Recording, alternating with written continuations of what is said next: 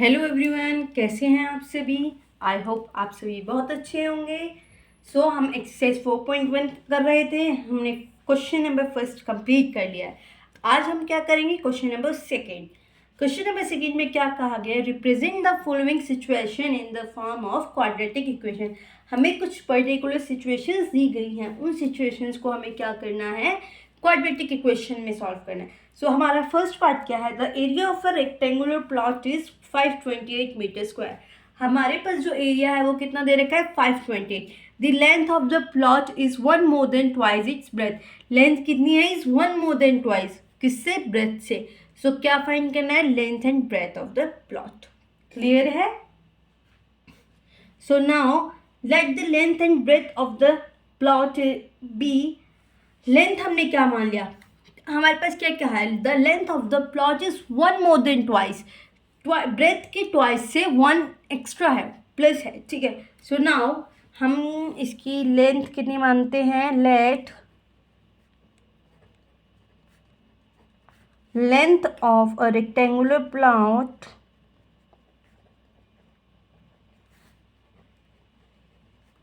Is 2x plus 1। कितनी मान ली, 2x plus 1। क्या कहा है इसमें, x का ट्वाइस मतलब ब्रेथ का twice plus 1 is 1 more then, right, यही था ना। एंड ब्रेथ कितनी मानी हमने इसकी, x।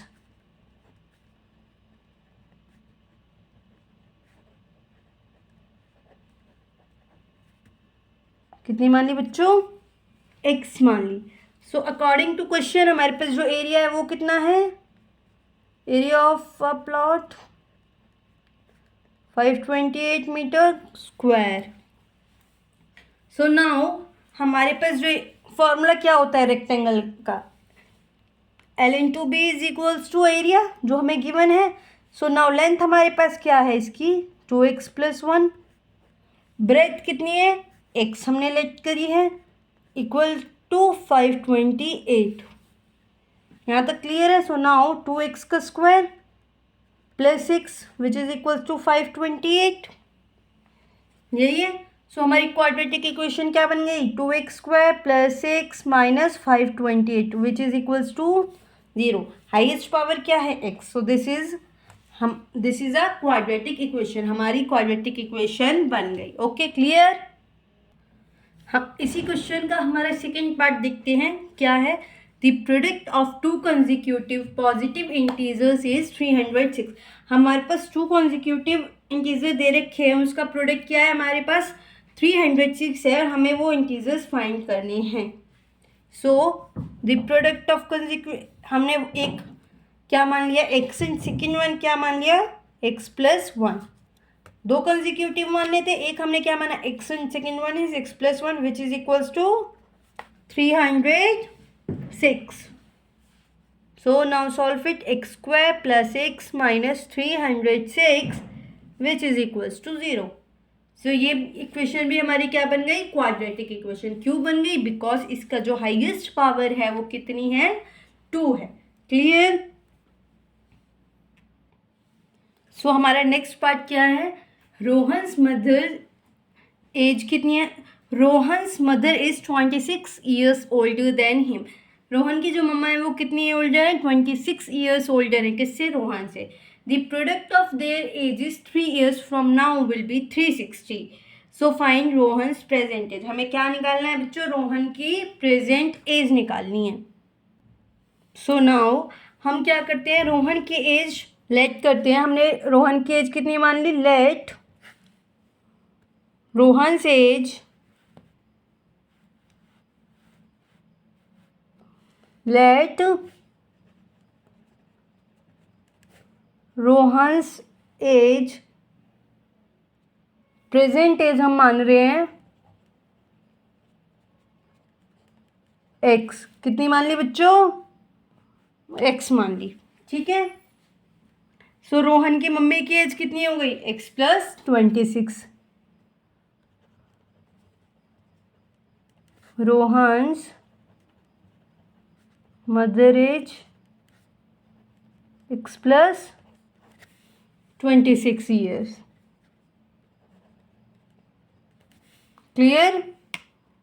रोहन की प्रेजेंट एज क्या मानी x एंड रोहन की मम्मा की क्या एज मान ली हमने x प्लस 26 आफ्टर 3 years। 3 साल के बाद क्या हो जाएगी after 3 years their respective ages उनकी जो एजेस है वो क्या हो जाएंगी 3 साल बढ़ जाएंगी। इट मीन्स जो रोहन की एज थी x रोहन से एज कितनी थी x उसमें क्या हो जाएगा 3 ऐड हो जाएगा x प्लस 3 हो जाएगी एंड हर मदर से हिज मदर एज कितनी हो जाएगी his mother age is equals to x plus 29 यही हो जाएगी। क्लियर। रोहन की एज 3 साल बाद क्या हो जाएगी x प्लस 3 एंड उसकी मम्मी की एज क्या हो जाएगी x प्लस 29। तो हमारे क्वेश्चन के अकॉर्डिंग क्या दे रखा है जो 3 साल बाद इनकी एज होगी उसका प्रोडक्ट किसके बराबर है 360 के बराबर है अकॉर्डिंग टू क्वेश्चन।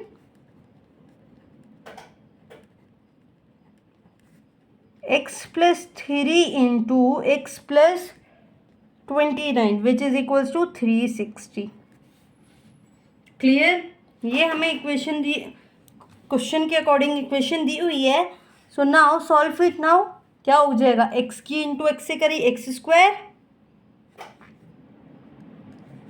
प्लस क्या हो गया 32x plus 87 which is equals to 360। So now 360 को हम क्या कर दें माइनस में ले आते हैं किसके बराबर हो गया 0 के। सो हमारे पास क्या इक्वेशन बन गई x square plus 32x minus 273 360 minus कर दिया कितना 87 तो क्या आ गया 273 किसके बराबर आ गई इक्वेशन 0 के। तो ये इक्वेशन क्या बन गई हमारी quadratic equation. Therefore the ages of Rohan satisfy the quadratic equation. ये हमारी कौन सी इक्वेशन को सेटिस्फाई कर रहा है क्वाड्रेटिक इक्वेशन को। सो अब हम अपना नेक्स्ट पार्ट करते हैं। इस एक्सरसाइज का लास्ट पार्ट है। नेक्स्ट वीडियो में हम एक्सरसाइज 4.2 करेंगे। सो नाउ हमारा फोर्थ पार्ट क्या है बच्चों a train travels a distance of 480 kilometre at a uniform speed. जो एक ट्रेन है वो कितना डिस्टेंस कवर करी है 480 किलोमीटर एक ही यूनिफॉर्म स्पीड पर। If the speed had been 8 kilometre per hour अगर स्पीड हमारी 8 kilometre per hour less then if it would have taken 3 hour more to cover the same distance. So वो क्या करेगी 3 आवर मोर कवर करेगी same distance को। तो हमें क्या निकालना है find the speed of the train कि जो हमारे पास जो स्पीड है वो क्या है ट्रेन की। क्लियर समझ आ गया होगा। सो लेट हम क्या मान लेते हैं स्पीड मान लेते हैं। स्पीड ऑफ ट्रेन हमने क्या लेट कर ली let speed of train u kilometre per hour. Clear. Time कितना कवर किया गया है time taken to cover 480 kilometre कितना हो गया 480 by u hours. Clear. So now हमें क्या करना है जो टाइम टेकन है 480 किलोमीटर का when the speed is decrease अगर जब स्पीड डिक्रीज हो जाएगी कम हो जाएगी तो उस टाइम पे क्या होगा हमारे पास टाइम डिक्रीज्ड स्पीड है जो speed is decreased by 8 kilometre per hour. So उस टाइम पे हमारे पास क्या टाइम हो जाएगा time is 480 u minus 8 hours. Clear है। आई होप यहाँ तक क्लियर होगा।